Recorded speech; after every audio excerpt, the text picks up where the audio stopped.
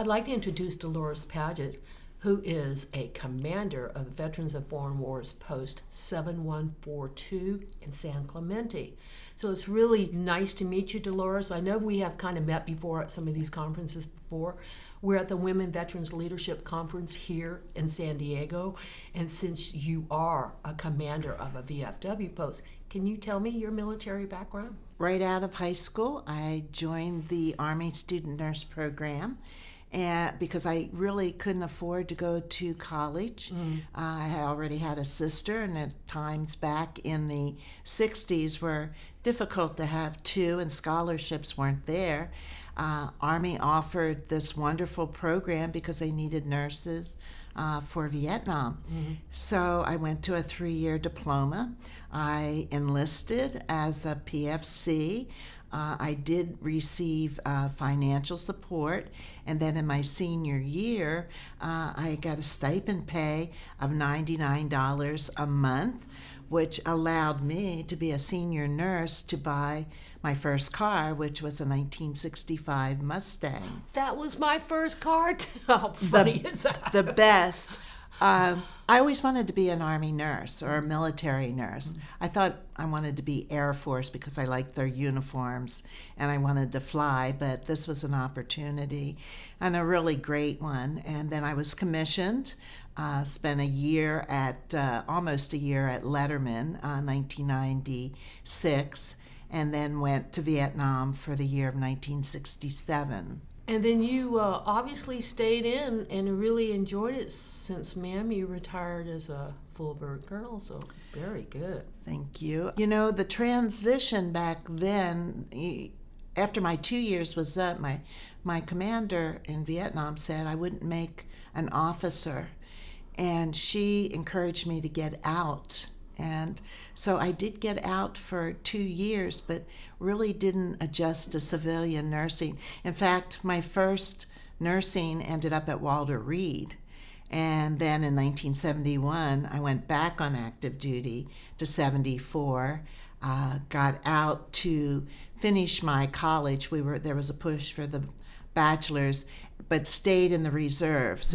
We were told to stay, that you could stay in the reserves and continue to gain rank and leadership roles, and that's what I wanted to do. Well, let's talk about some leadership roles because, that's why we're here at the Women Veterans Conference, is to empower women veterans. And the reason I asked you to be a guest on the show is because you're a woman commander of a VFW post. That's pretty awesome in itself. So, how would you encourage and why would you encourage women to join a veteran service organization, specifically the VFW? Well, number one, women need to be involved. We are the worker bees. We can take leadership roles. We should take leadership roles. And as the men in my post said, this post has changed 360 degrees since I came on, because I want to activate membership. I want to get involved in legislation. I don't want to sit back and just see what's happening out there. I want to be involved. And see, that's something that I think a lot of people don't really understand. What the true purpose of a VSO, not just the VFW, but the American Legion, AMVETS, DAV, the purpose is to enact legislation to increase benefits for all veterans. I mean, that's really the reason all these groups is how we got the GI Bill for education and to buy a home. So it's really important for women veterans to kind of figure out that if we don't join like-minded people, we're not going to affect the change that needs to happen. That is very, very true. And we have to have the numbers. Washington won't listen without the numbers. We've all served. We know how to serve. We need to continue to give back to each other and raise it up for those that are coming in to make it better. I'm a Vietnam vet. We know what happened after Vietnam. I'm having a hard time getting my colleagues to join the VFW. They will donate the money, but they won't participate. Hard to get back into, hey, am I accepted or not? Well, the VFW, the American Legion, they're out there to accept and welcome. And, you know, we do a lot of other things besides, well, raise money with our poppies. We give to all of the veterans organization, Wounded Warrior, USO, the flights back to Washington, the honor flights, the Women's and Orphans back in Michigan. People don't know that with the wars, this continuous for the past 15 years, we have a lot of orphans, and we have a lot of widows that have no income, no support, and they're back there, and they're taking care of our children that have been orphaned by these last wars, and we need to encourage these children to join the military, to become leaders. They've sacrificed a lot. And I just did the Operation Baby Lift. And these children that we brought over in 75 are giving back.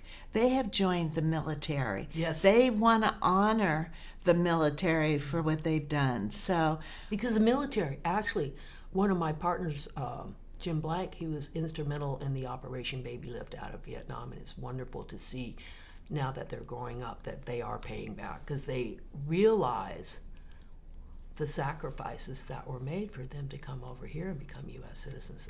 That's wonderful. And the women that have had the traumas of these last wars, they need to join specifically to network, to lead, to make change. And they can. They are the voices. The men are willing to listen. I was junior vice commander at the district level, and when I brought them, I'm now the women's Vietnam, or veteran, not Vietnam, I keep, veteran liaison for the District 2, which includes LA and Orange County. And they are looking for women vets now. Before they didn't want them, they wanted to put them in the auxiliary, but they want to give back too. To the women, and they want to hear what's going on. And they're proponents. They're the brothers that they've served with, and a lot of them are there for them and want them and help them make changes. And I was elected to junior vice, which would have put me on the track for commander of a district. Yeah. Which is, there are women that are commanders of the district. It is a powerful job. It is a change agent. I'm not ready for it now, but in a couple years, I'm going to go back for that position, because I think at that level, and who knows, even at the state level, can make a lot of changes and for the women. Yes, ma'am. And empower us. Empowerment. That's what we're all about, because if we don't stand up and do it for ourselves, it's the only way we can affect positive social Work together. change. Yes, ma'am. Thank you so much. You're welcome.